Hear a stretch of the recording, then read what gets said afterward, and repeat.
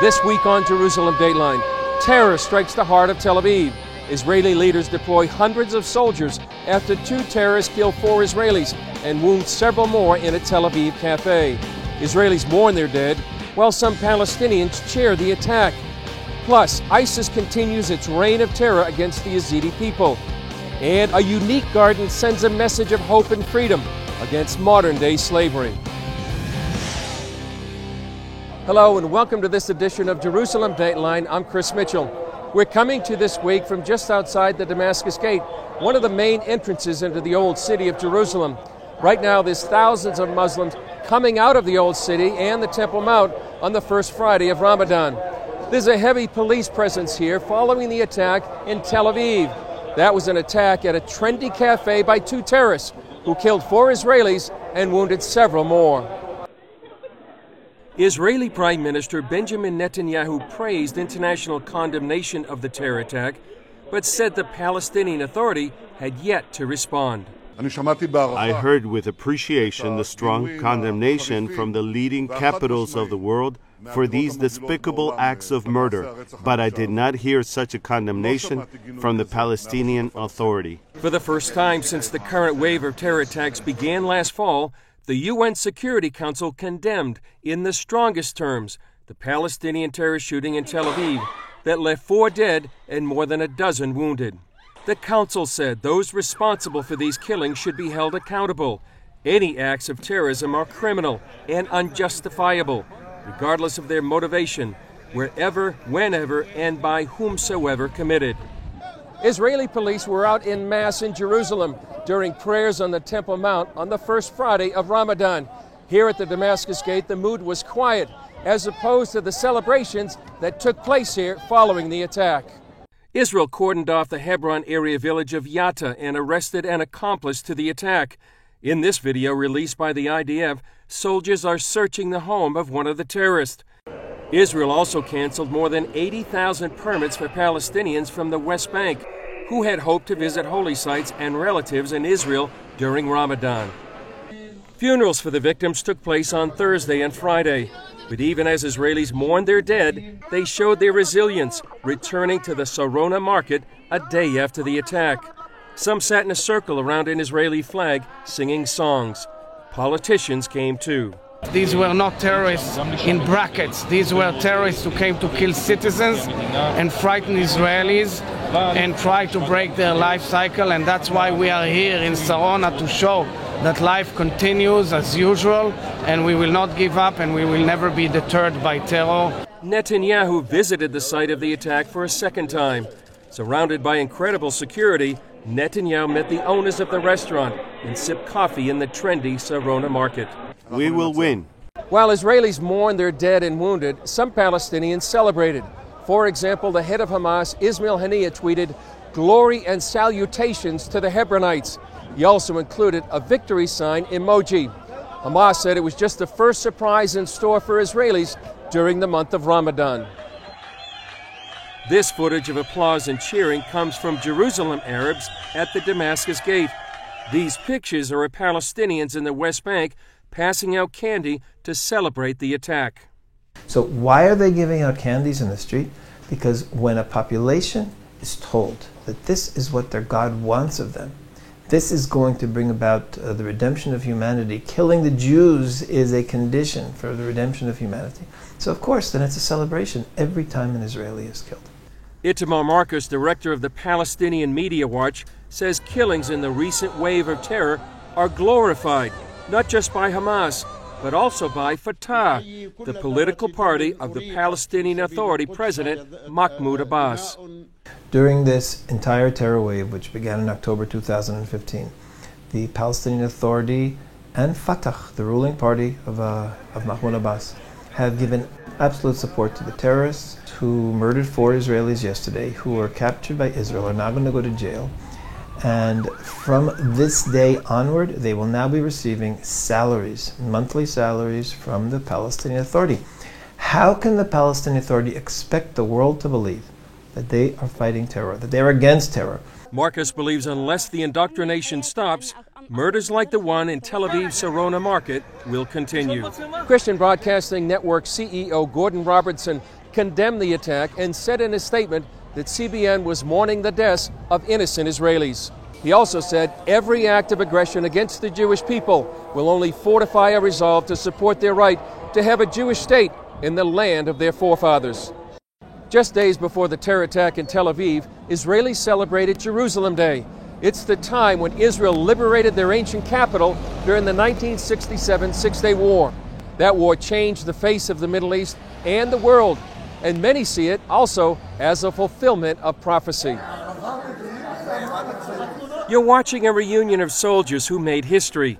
These are the paratroopers who captured the old city and reunited Jerusalem. It marked the first time in nearly 2,000 years that the Jewish people controlled all of their ancient capital. Katja Kahaner helped lead the charge. I can tell you just one thing that one of the commanders of the Jordan army told me later about the war in Jerusalem. He said, "We fought like lions, but you fought like people that ready to give their life for Jerusalem." You sounded a call that's gone through the generations. The Friends of Zion Museum honored Katja and his men. It's so important to have them here today, to honor them as heroes, to recognize their efforts on behalf of the Jewish people. So much of what we're doing here today, so much of what we take for granted, might not have been possible without them. The reunion was just one part of a nationwide celebration of Jerusalem Day. Many see the reunification of Jerusalem as a milestone in history and prophecy. The prophet Isaiah said about Zion, joy and gladness will be found in it, thanksgiving and the voice of melody. That's exactly what's happening here. Every time that we walk through a park and see an old couple sitting on a bench, every time that we see a group of young kids playing soccer in Jerusalem, that is the prophecy of Zechariah coming to life before our eyes. For this band of brothers who liberated the city, it marked their lives. If somebody asked me, how would I describe my life, I would say Jerusalem. Every time I come to Jerusalem, on the way to Jerusalem, when I go up the hill of the castle, I feel the blossom of my heart. I feel something different. Jerusalem is part of our history, you know, for sure, and everyone know from the Bible that the stories about Jerusalem. And I'm not religious at all, but I know what we had to do to be homeland of the Jewish people, and that's it.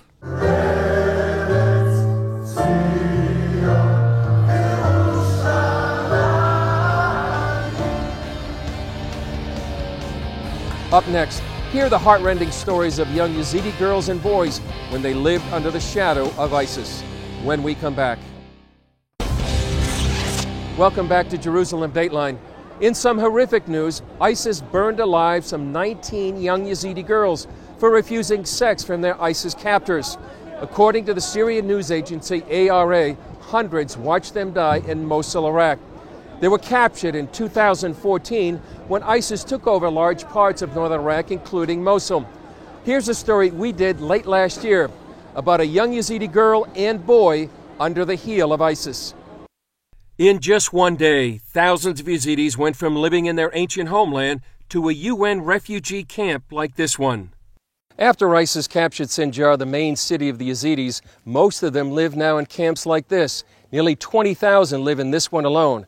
But a few here have made the harrowing escape out of the hands of ISIS. So when they were selling us girls, the buyer would come in to take his slave. If any of us refused, they would beat us very badly. No one went with the buyers willingly. ISIS captured this 19-year-old girl who we named Nazda to protect her identity. She spent 10 months as a sex slave after ISIS sold her to an Arab man for the equivalent of $800 US. The man was really bad. He treated me like an animal. He had 4 wives and they had no sympathy for me. I was beaten and treated very badly. ISIS tried to convert Nazda to Islam and dealt harshly with anyone trying to help women like Nazda. They brought 3 men into the ISIS court. They were accused of helping the women who had become Yazidi sex slaves. They killed them, beheaded them in front of us. They showed us that this is the fate of anybody trying to help you. ISIS also captured hundreds of young boys, including 14-year-old Mamo. They insulted us and told us we were unclean. They accused us of being blasphemers, unbelievers who didn't believe in Islam or Allah. They taught us the Quran and also trained us how to use heavy weapons. Later, they told us we should be jihadists just like them and convert to Islam. After months of this indoctrination, Mamo miraculously escaped by convincing his captors he was ill. They put him with his mother, which gave them the opportunity to flee. These are pictures of what Mamo escaped. Here you have 32 young Yazidi boys posing with an Islamic State flag, and here they've already graduated. These are meant to be the jihadis of the next generation of the Islamic State. Their goal was clear: to convert us, then to make us into jihadi, and then kill our own people, the Yazidis. He also explained what ISIS told them their ultimate goals were. They said we will not leave any place, even a small part of the world, without Islam. Nazda heard the same goal. They told me they are not a state of Mosul or Raqqa or anywhere. They said it's not a small state. Islamic State is a big state and can cover the whole world. While Mamo escaped ISIS, many Yazidis like Nazda have been rescued through the efforts of men like Abdullah. He acts as a go-between for captured Yazidis by negotiating with their captors. Before ISIS took over Sinjar, I used to buy and sell things inside Syria. Now, with my relationship with the people in Syria, I use that relationship to rescue people. So far, Abdullah has rescued at least 138 Yazidis.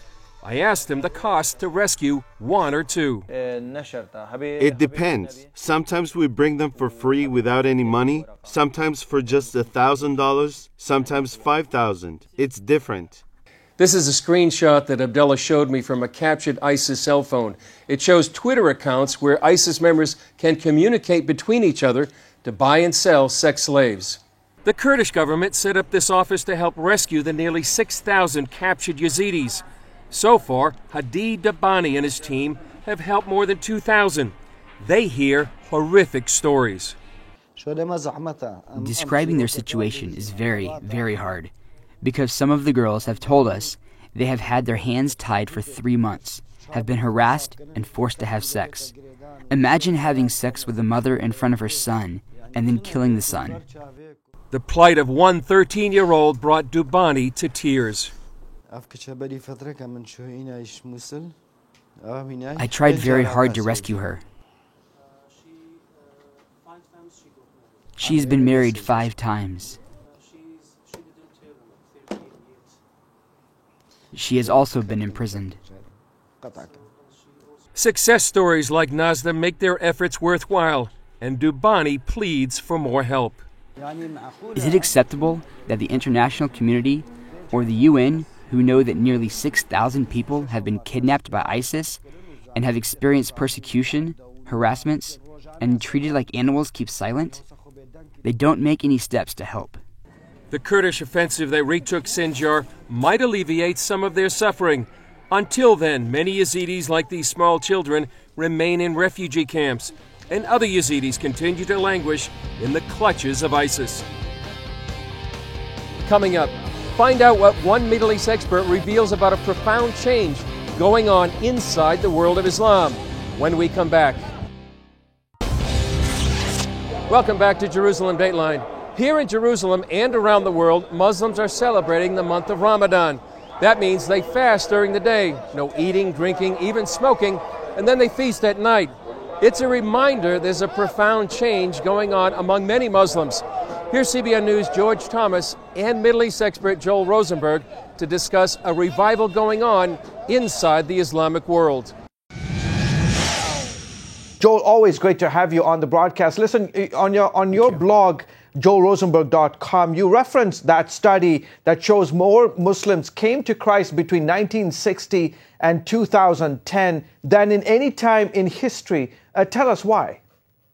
Well, it's fascinating, right? We've gone from about fewer than 200,000 Muslim converts to Christianity in 1960 to better than 10 million by 2010. And of course, that was 6 years ago. We believe the trend lines are continuing. Mm-hmm. Look, a lot has happened in the last 50 years in the Middle East. A lot of revolutions, wars, turmoil, poverty. And I think what's happening, especially in the last 10 or 15 years, is many Muslims are getting deeply uncomfortable with the idea that ISIS or Iran's leadership or Assad are the type of people that represent Islam. And many Muslims are saying, look, if that's Islam, if that's real Islam, I'm out. Would you also say that, there's also more ministry to the Muslim world than ever before? I think there has been an acceleration of missions work in the Muslim world right at the moment, again, combined with technology, which has allowed fewer people to be able to reach more people with the gospel. I don't think enough people are engaged in Muslim evangelism. I think that's actually still a weakness. But I also believe that God is moving very powerfully using dreams and visions Muslims are having of the man in white, of Jesus Christ himself. This would be a perfect month because the 1.6 billion Muslims around the world are taking part in what's called Ramadan, their holy month of prayer and fasting. How important is it for Christians to get engaged praying for Muslims during this very important month for them? Right at a moment where Muslims, even ones that don't think of themselves as super faithful, but are trying to pray and refrain from eating or drinking all throughout daylight hours for an entire month. This is a moment to be praying for them, that God would begin to open their eyes, that as they're praying for favor from God, that God, the God of the Bible, would in fact give it. But revealing to Muslims, hundreds of millions of Muslims, not just tens of millions, the gospel of Jesus Christ. And that we would work with and strengthen ministries that are broadcasting the gospel by satellite television, by radio, by the internet. And then, of course, local believers on the ground who are so persecuted. I think in many ways, the violence that we're seeing on the ground in the Middle East is the physical manifestation of the spiritual battle for souls in the Muslim world. Talking about violence, what Christians on the ground in parts of the Middle East are facing. In fact, the United States has now labeled this a genocide. Yes, it is a genocide. What we're watching in Syria, in northern Iraq, is nothing less than genocide. The Islamic State, for example, what we know as ISIS or ISIL, this is a movement specifically, publicly determined to destroy every Christian, every Yazidi, every Muslim that doesn't agree with them.